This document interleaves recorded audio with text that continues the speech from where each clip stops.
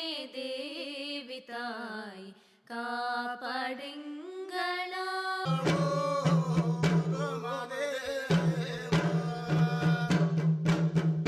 ಅಂಬಿಕೆ ಸುಗಮಾಡ ಈ ಜಗಕ್ಕೆ, ಅಂಬಾ ಮಹಾಜಗದಂಬಿಕೆ ಸುಗಮಾಡ ಈ ಜಗಕ್ಕೆ.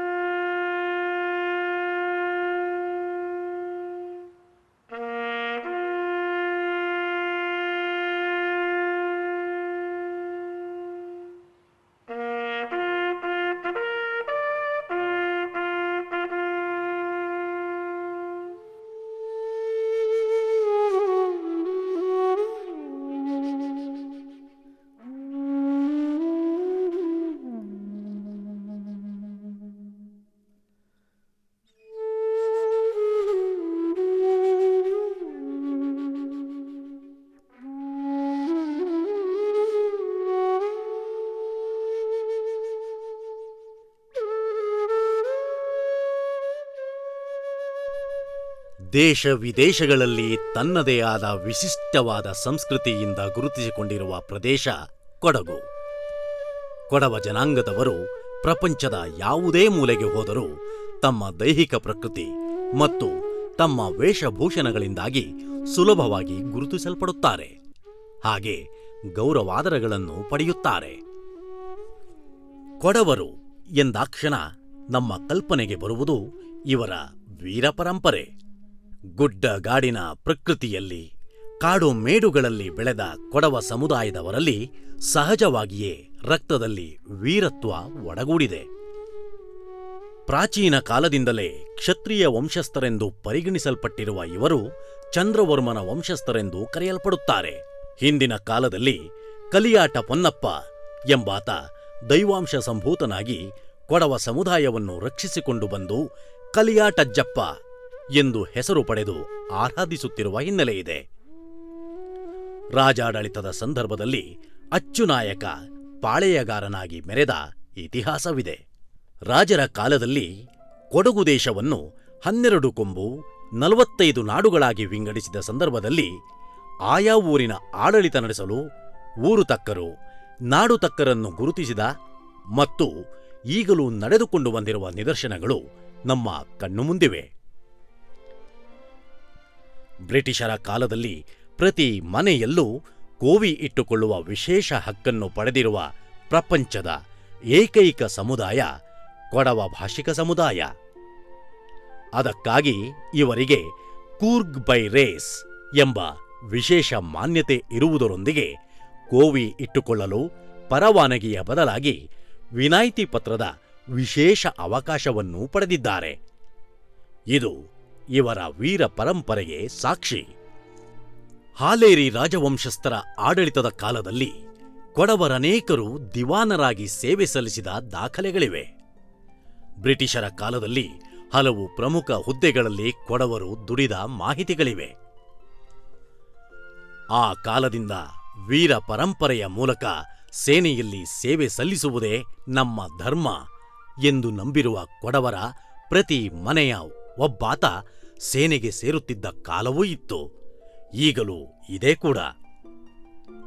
ಇವೆಲ್ಲಕ್ಕಿಂತ ಮಿಗಿಲಾಗಿ ಸ್ವಾತಂತ್ರ್ಯಾನಂತರದ ಭಾರತ ಸೇನೆಯಲ್ಲಿ ಸಂಚಲನೆ ಉಂಟುಮಾಡಿ ಇಡೀ ಪ್ರಪಂಚ ತನ್ನತ್ತ ನೋಡುವಂತೆ ಮಾಡಿದ್ದು ಭಾರತ ದೇಶದ ಪುಟ್ಟ ಜಿಲ್ಲೆ ಕೊಡಗು.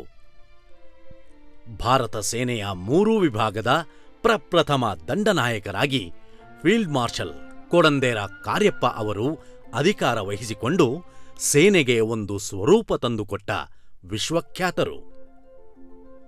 ಜೊತೆಗೆ ಕಾರ್ಯಪ್ಪ ಅವರ ನಿವೃತ್ತಿಯ ನಂತರ ಅದೇ ಕುಟುಂಬಕ್ಕೆ ಸೇರಿದ ಅಪ್ರತಿಮ ವೀರ ಕೊಡಂದೇರ ಎಸ್ ತಿಮ್ಮಯ್ಯ ಅವರು ಸೇನೆಯ ಜನರಲ್ ಹುದ್ದೆಯನ್ನು ಅಲಂಕರಿಸಿ ಇಡೀ ಪ್ರಪಂಚಕ್ಕೆ ಭಾರತೀಯ ಸೇನೆ ಮಾದರಿ ಎನ್ನುವ ಘನತೆ ತಂದುಕೊಡುತ್ತಾರೆ. ಅದರೊಂದಿಗೆ ಕೊಡಗಿನ ಕೊಡವ ಭಾಷಿಕ ಸಮುದಾಯದ ಹಲವಷ್ಟು ಮಂದಿ ಸೇನೆಯಲ್ಲಿ ಸೇವೆ ಸಲ್ಲಿಸುತ್ತಾ ಬಂದಿದ್ದಾರೆ. ಅಲ್ಲದೆ ಅನೇಕ ಮಂದಿ ಸೇನೆಯಲ್ಲಿ ಉನ್ನತ ಹುದ್ದೆಯಲ್ಲಿ ಸೇವೆ ಸಲ್ಲಿಸಿದ್ದಾರೆ. ವಿಶೇಷ ಎಂದರೆ ಬ್ರಿಟಿಷರ ಕಾಲದಲ್ಲಿ ಕೊಡಗು ರೆಜಿಮೆಂಟ್ ಎಂಬ ಪ್ರತ್ಯೇಕ ತುಕಡಿಯೇ ಇತ್ತು ಎಂದಾದರೆ ಇವರ ವೀರತ್ವಕ್ಕೆ ಬೇರೆ ಮಾತು ಬೇಕಿಲ್ಲ. ಇತ್ತೀಚಿನ ದಿನಗಳಲ್ಲಿ ಕೊಡವ ಮಹಿಳೆಯರೂ ಕೂಡ ಸೇನೆಯ ಹಲವು ವಿಭಾಗಗಳಲ್ಲಿ ಸೇವೆ ಸಲ್ಲಿಸಿ ಕೊಡಗು ಜಿಲ್ಲೆಗೆ ಕೀರ್ತಿ ತರುತ್ತಿದ್ದಾರೆ. ಕೊಡವ ಭಾಷಿಕರ ವೀರ ಪರಂಪರೆಯ ಕುರಿತು ಸೀಮಿತ ಅವಧಿಯಲ್ಲಿ ಹೇಳಲು ಹೊರಟರೆ ಅಪಚಾರ ಮಾಡಿದಂತಾಗುತ್ತದೆ. ಹಾಗಾಗಿ ಅನೇಕರ ಮಾತುಗಳ ಮೂಲಕ ಪರಿಚಯ ಮಾಡಿಕೊಡುವ ಪ್ರಯತ್ನ ನಮ್ಮದಾಗಿದೆ.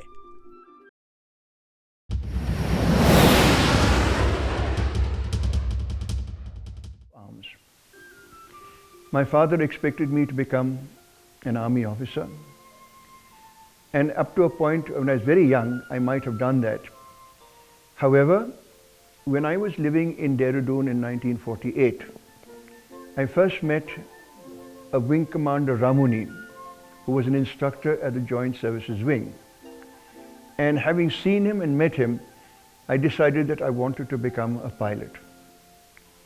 Father wasn't quite aware of this at that time. And as years passed and I joined the National Defense Academy, he thought I would become an army officer. But while I was there, I changed from being an army cadet to an Air Force cadet. And I was commissioned. I passed out of the National Defense Academy on the 26th of May 1956 and was commissioned into the Air Force on the 29th of May 1957. I served nearly 40 years in the Air Force. I've been fortunate to have traveled the length and breadth of the country, and I believe done my duty to my country and to my countrymen. I'm proud of the fact that I am a Kodava. I'm proud of the fact that I belong to Kurg, where we belong to various communities. And I am above all, and this is what my father insisted on teaching and telling all children, that first and foremost you are an Indian and everything else follows. My father may not have been my own personal role model, because I suppose there was too much of an age difference between him and me, and I never was really aware of all that went on in his mind, because he felt it was not a child, as he looked upon me as a child, place to know these things. However, it is important that our youth, girls and boys, must always have some role model who they can emulate and whom they can look up to fashion and make their lives worthwhile in the future and the service of the country. Kodagu, which at one time used to be a cradle for the armed forces, particularly for the army, is no longer as such. Why the youth are not joining the armed forces, I think has more to do with possibly with their families, possibly with the belief and fact that the grass on the other side is greener, whether it is in IT, whether it is in some form of business, but they do not wish to get involved or associated in adventure activities that the Army, Navy and Air Force provide. Perhaps there is some degree of reluctance where their parents are concerned, feeling that the lives of their children are at stake, and they would rather have a son looking after the family property than risking his life in Siachen Glacier or flying an aeroplane or being in a submarine. Please join the armed forces. There is no better profession today, and the armed forces are the sole and the only force that is integrating the country. We make no difference with caste, color, creed, or religion. We believe that the man or the woman nowadays is the most important factor in the defense of this country. Please let us respect and honor those who have served, and more than that, respect and honor those who have given their lives for the safety of this country. We all sleep well at night because of our young men and women who are guarding our frontiers from the enemy.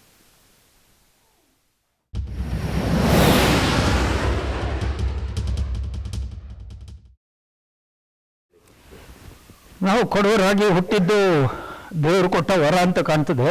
Natural ಆಗಿ ಕೊಡವರು army, air force, navy, ಹಾಗೆ forest ಮತ್ತು police ಡಿಪಾರ್ಟ್ಮೆಂಟಲ್ಲಿ ನಮ್ಮ ಕಾಲದಲ್ಲಿ ಭಾಳ thrive ಆಗ್ತಾ ಇದ್ದರು.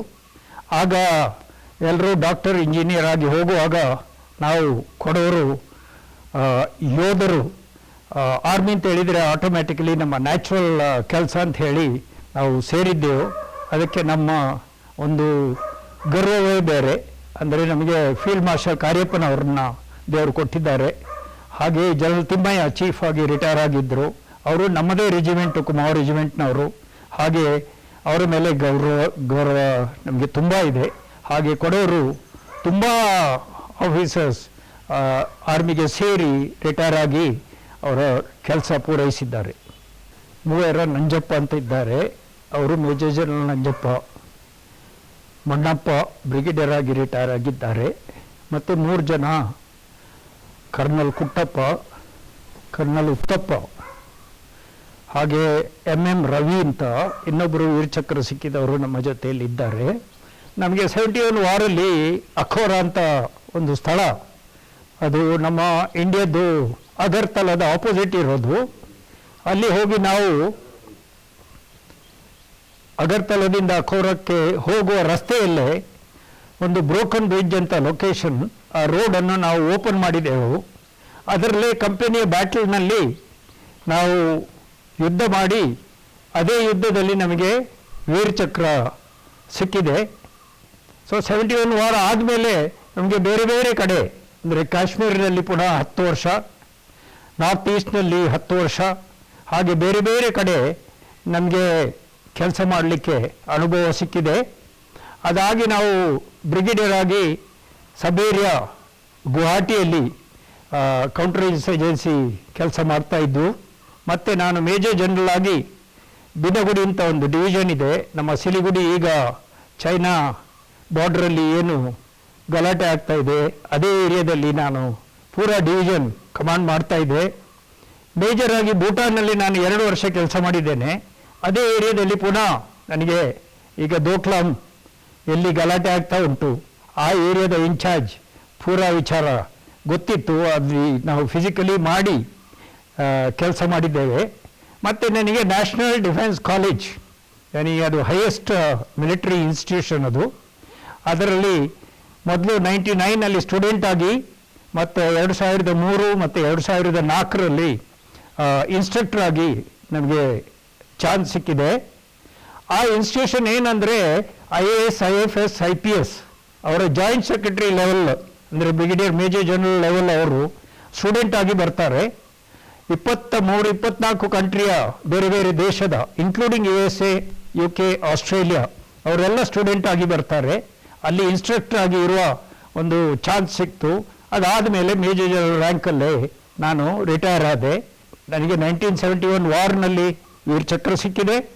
Retire ಆಗುವಾಗ ನಾನು ಆಗೋದಕ್ಕೆ ಮೊದಲು 1 ವರ್ಷ ಮೊದಲು ಈಸ್ಟರ್ನ್ ದೇಶ ಯಾವುದೆಲ್ಲ ಉಂಟು, ಆಸಿಯಾನ್ ಕಂಟ್ರೀಸ್ ಕಾನ್ಫರೆನ್ಸ್ ಪ್ರತಿ ವರ್ಷ ಆಗ್ತದೆ, ಆ ಕಾನ್ಫರೆನ್ಸ್ ಇನ್ಚಾರ್ಜ್ ಆಗಿದ್ದೆ. ಆರ್ಗನೈಸ್ ಮಾಡಿ ಸಕ್ಸಸ್ಫುಲ್ ಆಗಿ ಕಂಡಕ್ಟ್ ಮಾಡಿದ್ದರಿಂದ ಲೈಫ್ದು ಅಚೀವ್ಮೆಂಟ್ಗೆ AVSM ಅವಾರ್ಡ್ ಪುನಃ ನಮ್ಮ ಅಬ್ದುಲ್ ಕಲಾಂ ಅವರು ಕೊಟ್ಟಿದ್ದಾರೆ.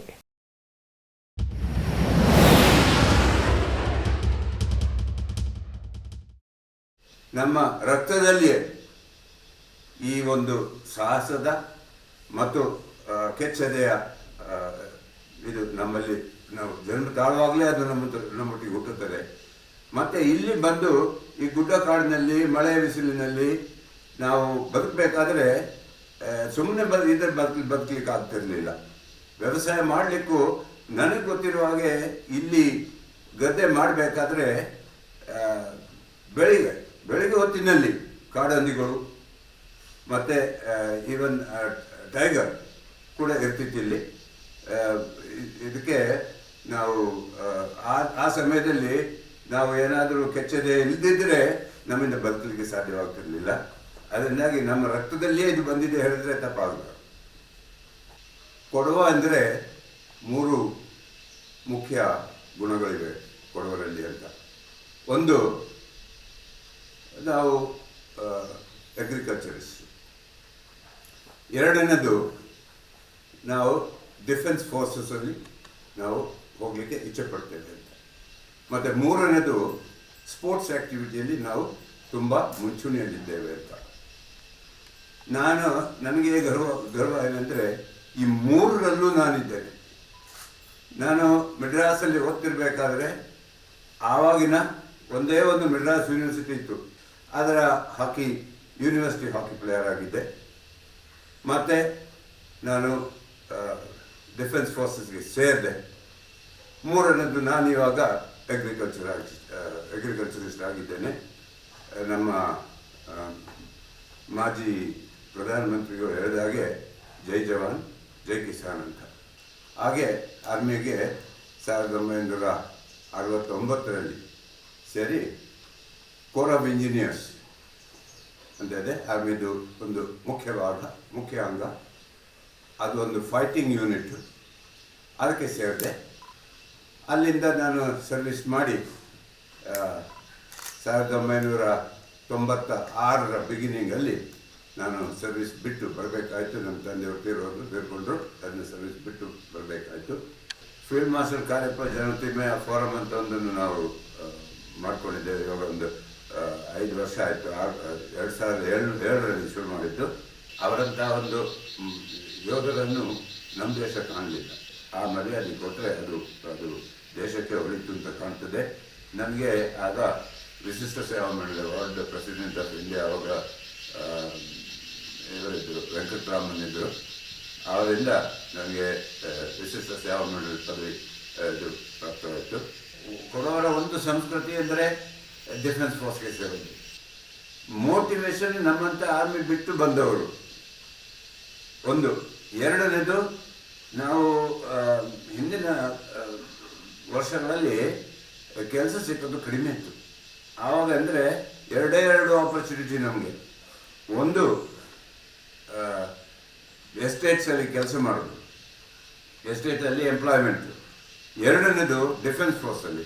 ಅದು ಇವಾಗ ಮನೆಯಲ್ಲಿ ಹಿರಿಯರೊಬ್ಬರು ಆರ್ಮಿಯಲ್ಲಿದ್ದಾರೆ, ಸರ್ವಿಸಲ್ಲಿದ್ದಾರೆ ಅಂದರೆ ಅವರ ಮೋಟಿವೇಶನ್ ಅವರ ಮಕ್ಕಳಿಗಿರ್ತದೆ, ಅವರ ಅಕ್ಕಪಕ್ಕದವರಿಗೆ ಇರ್ತದೆ. ಇವಾಗ ನಾನು ಹೇಳೋದಾದರೆ ನನ್ನ ಕಸನ್ನು ನನ್ನನ್ನು ನೋಡಿ ಇಂಜಿನಿಯರ್ ಕೋರಿಗೆ ಸೇರಿ ಬಾಂಬೆ ಇಂಜಿನಿಯರ್ಸ್ಗೆ ಬಂದು ನಮ್ಮ ರೆಜಿಮೆಂಟಲ್ಲೇ ಬಂದ. ಅದೊಂದು ಮೋಟಿವೇಶನ್. ಹಿರಿಯವರು ಆರ್ಮಿಗೆ ಹೋಗಿದ್ದರು, ಅವರು ಚೆನ್ನಾಗಿ ಬದುಕ್ತಾರೆ, ಡಿಸಿಪ್ಲಿನಲ್ಲಿ ಬದುಕ್ತಿದ್ದಾರೆ ಎಂಬುದೇ ಒಂದು ಮೋಟಿವೇಶನ್. ಆ ಸಂಸ್ಕೃತಿನೇ ಮರ್ತೋಗಿದ್ದೇವ್ರಿ. ಇವಾಗ ಬಂದವರಿಗೆ, ಅಲ್ಲಿಂದ ಬಿಟ್ಟು ಬಂದವರಿಗೆ ಮರ್ಯಾದೆ ಇಲ್ಲ, ಇಲ್ಲಿಂದ ಹೋಗ್ಲಿಕ್ಕೆ ಇಚ್ಛೆ ಇಲ್ಲ. ತುಂಬ ಕಡಿಮೆ ಜನ ನೋಡಿ. ಇವಾಗ ನೀವು ನೋಡ್ತಾ ಇರ್ಬೋದು, ಕೊಡಗಿನಿಂದ ಡಿಫೆನ್ಸ್ ಫೋರ್ಸ್ಗೆ ಹೋಗೋದು ಎಷ್ಟು ಕಡಿಮೆ ಆಗ್ಬಿಟ್ಟಿದೆ. ಇದಕ್ಕೆ ಅವರ ಈಗಿನ ಹವ್ಯಾಸ ಮತ್ತು ಈಗಿನ ಒಂದು ಲೋಕಲ್ ಕಂಡೀಷನ್ನು ಅದು ಅವರನ್ನು ಡಿಫೆನ್ಸ್ ಫೋರ್ಸ್ಗೆ ಸೇರಿದಾಗೆ ಮಾಡ್ತದೆ ಅಂತ ನನಗೆ ಕಾಣ್ತದೆ.